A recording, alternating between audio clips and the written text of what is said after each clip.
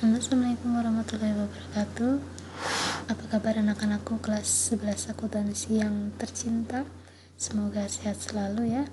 Kita ketemu lagi di daring 2 di akuntansi keuangan ya. Kita masih membahas tentang kas kecil atau pektikas ya di daring 2 ini. Kemudian untuk langsung saja untuk sub pokok bahasan ya, nanti kita akan membahas dua hal ya. Yang pertama metode pencatatan dana kas kecil, yang kedua belajar tentang selisih dana kas kecil ya. Oke, kita lanjut saja. Yang pertama adalah metode pencatatan dana kas kecil. Nah, metode pencatatan dana kas kecil ini ada dua, yaitu metode dana tetap atau impress fund system dan metode dana tidak tetap atau fluctuation fund system. Apa itu? Ya, pengertiannya adalah yang pertama, metode dana tetap adalah pencatatan kas kecil di mana setiap ada pengeluaran kas kecil tidak akan merubah saldo kas kecil tersebut. Jadi dari awal pembuatan atau pembentukan kas kecil sampai dengan akhir nanti ditambahnya juga akhirnya nominalnya sama dengan ketika kita membuat atau membentuk dana kas kecil tersebut. Nah, yang kedua, metode dana tidak tetap adalah pencatatan kas kecil di mana setiap ada pengeluaran kas kecil langsung dicatat karena akan merubah saldo kas kecil tersebut. Nah, untuk metode dana tidak tetap ini setiap ada pengeluaran uang dari kas kecil itu langsung di jurnal atau dicatat. Tapi kalau yang dana tetap tadi tidak, artinya asumsinya untuk dana tetap itu yang menjurnal adalah kas besar. Jadi waktu pengisian kembali saja sama pembentukan ya untuk dana tetap. Kemudian apa sih perbedaannya sistem dana tetap dan tidak tetap? Nah, ini bisa dibaca. Untuk dana tetap atau impress, saldo akun kas kecil selalu tetap. Kalau yang fluktuasi berubah-ubah mengikuti pengeluaran dan penerimaan kas. Kemudian pengeluaran kas kecil baru dicatat saat diisi kembali. Kemudian kalau fluktuasi, setiap pengeluaran kas kecil langsung dicatat dalam jurnal. Nah, jadi pas pengisian kembali aja kalau dana tetap ya. 3. Buku kas kecil hanya berfungsi sebagai alat kontrol dan tidak dapat diposting di buku besar. Kalau buku kas kecil berfungsi sebagai jurnal dan menjadi dasar untuk posting ke buku besar. Jadi kalau dana tetap itu buku kas kecil itu untuk mengontrol saja ya, dan tidak bisa diposting di buku besar. Tapi kalau fluktuasi dijadikan dasar sebagai untuk posting buku besar. Yang keempat, pengeluaran kas kecil yang sampai akhir periode belum dicatat perlu dibuat jurnal penyesuaiannya. Terus kalau yang tidak tetap, pengeluaran kas kecil yang sampai akhir periode belum dicatat tidak perlu dibuat jurnal penyesuaian, dan awal periode berikutnya dibuat jurnal penyesuaian sebab setiap pengeluaran langsung dicatat di jurnal. Oke ya, jadi kalau di dana tetap ini pengeluaran kas kecil sampai akhir periode itu ada yang belum dicatat, maka harus dibuat jurnal penyesuaian seperti kita membuat jurnal biasa, itulah jurnal penyesuaiannya. Tapi kalau yang tidak tetap ini tidak perlu membuat jurnal penyesuaian. Kenapa? Karena di sini sudah setiap hari itu dicatat gitu ya, setiap hari langsung dicatat. Nah, ini adalah perbedaan antara impress fund dan fluktuasi, bisa dibaca, dipahami sendiri. Selanjutnya adalah pencatatan jurnal, metode dana tetap dan metode tidak tetap, metode dana tidak tetap. Nah, ini ketika pembentukan dana kas kecil, yang pertama, kalau dana tetap sama tidak tetap sama jurnalnya, kas kecil pada kas. Yang kedua, pengeluaran dana kas kecil misalnya untuk membeli perangko, pembayaran listrik gitu. Kalau sistem dana tetap tidak di jurnal ya, karena yang mereka tidak berhak menjurnal. Tapi kalau sistem dana tidak tetap di jurnal, jadi biaya perangko, biaya listrik, kreditnya kas kecil gitu ya. 3. Misalnya di sini poinnya adalah pengisian kembali dana kas kecil. Pengisian dana, kalau metode dana tetap ditulis biaya perangko, nah tadi kan mengeluarkan ini biaya perangko sama listrik, beban listrik, kreditnya kas. Kalau tidak tetap kas kecil, kreditnya kas. Berbeda ya jurnalnya ya. Yang keempat, penyetoran kembali ke kas karena dana kas kecil dianggap terlalu besar, maka kas debit, kreditnya kas kecil berkurang ya. Sama di sini juga ya. Terus apabila nanti ada terlalu kecil ya ditambah lagi bisa ya, fleksibel. Nah, yang ini adalah contoh soal ya. Contoh soalnya pada tanggal 1 Desember 2015 BI Makmur untuk dana kas kecil. Dana kas yang dibentuk adalah 3 juta ya. Ini transaksi tanggal 2 sampai 30.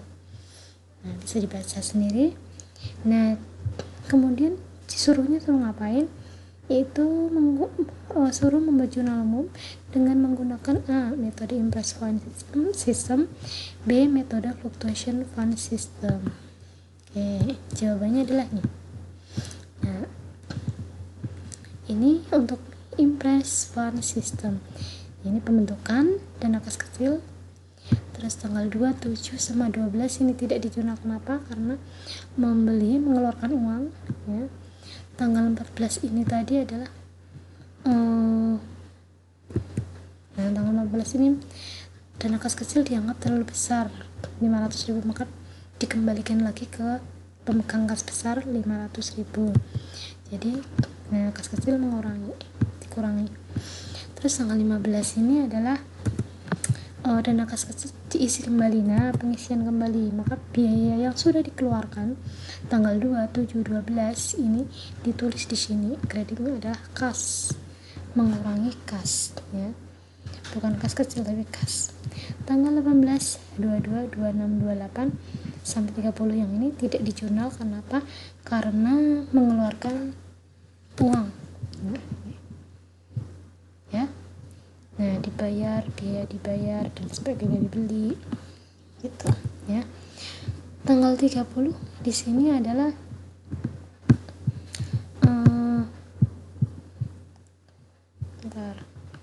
tanggal 30 di sini mengisi kas kecil ya. Mengisi kas kecil diisi kembali, maka beban-beban yang sudah dikeluarkan harus ditulis. Kreditnya di sini kas ini harusnya ya, kelihatan ya, yang apa kreditnya kas ini sama dengan tanggal 15 ini, karena tanggal 15 dan 30 itu adalah pengisian kembali. Nah, yang kedua, metode Fluctuation Fund System. Nah, ini setiap tanggal di jurnal. Ini seperti jurnal biasa, jurnal umum biasa ya, bisa dipahami sendiri, gampang kok ya. Terus selanjutnya yang kedua adalah materi selisih dana kas kecil. Nah, menghitung selisih dana kas kecil.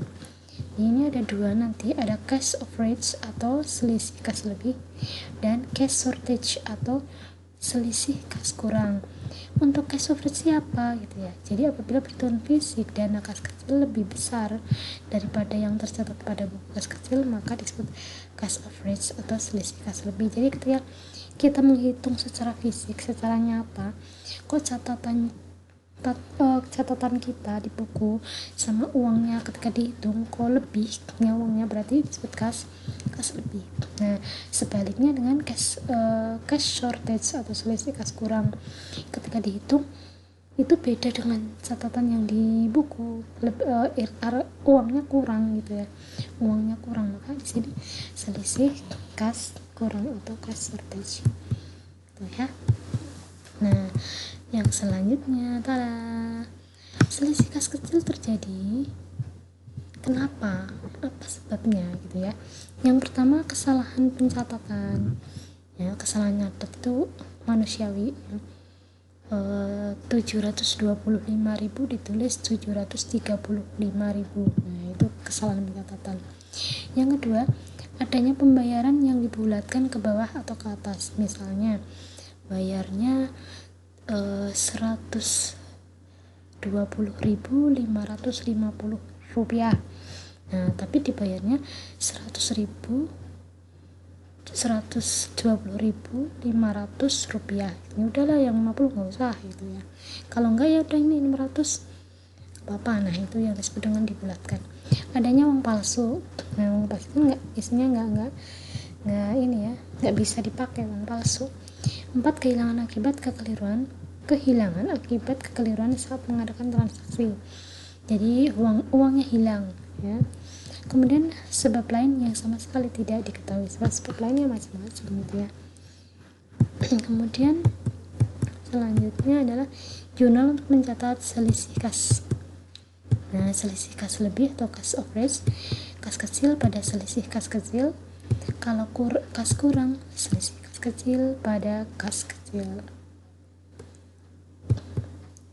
Next, contoh soal. Untuk contoh ini saya ambil satu aja ya.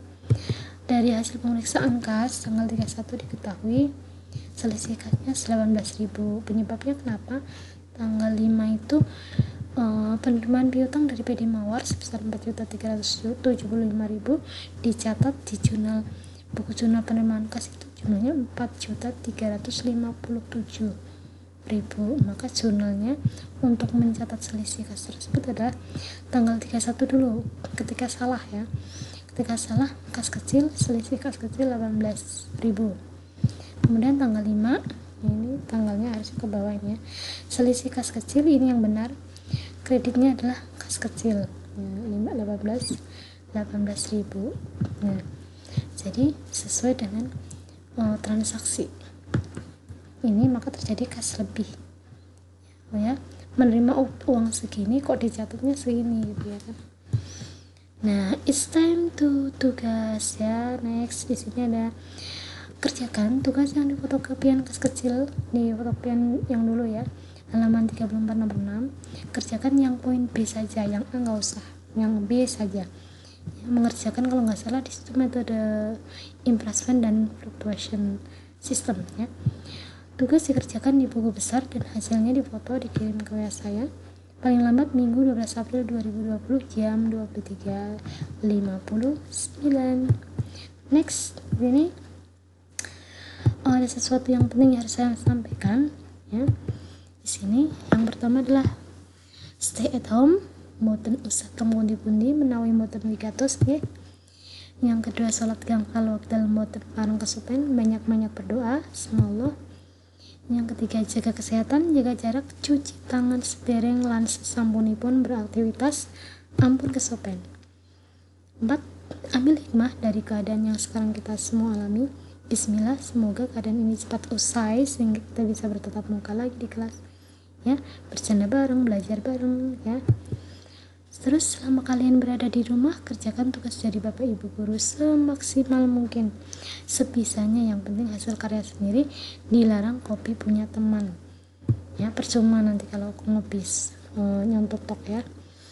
Yang selanjutnya, membantu kedua orang tua itu kewajiban. Selanjutnya, taati peraturan pemerintah tentang pencegahan COVID-19 ya. Selanjutnya terakhir, nah ini yang paling penting, jangan lupa subscribe video saya, like dan komen ya. Terima kasih. Oke, gitu aja anak-anakku kelas 11 akuntansi. Semoga kita selalu dalam lindungan Allah Subhanahu wa taala dan jaga kesehatan. Belajar, gunakan waktu sebaik-baiknya, dimanfaatkan ya, di dalam rumah. Kalau nggak penting nggak usah keluar-keluar ya. Kita ketemu lagi mungkin di video berikutnya ya, kalau masih dikasih kesempatan untuk daring ya. Tugas saya tunggu ya. Begitu saja mungkin, semoga kalian paham.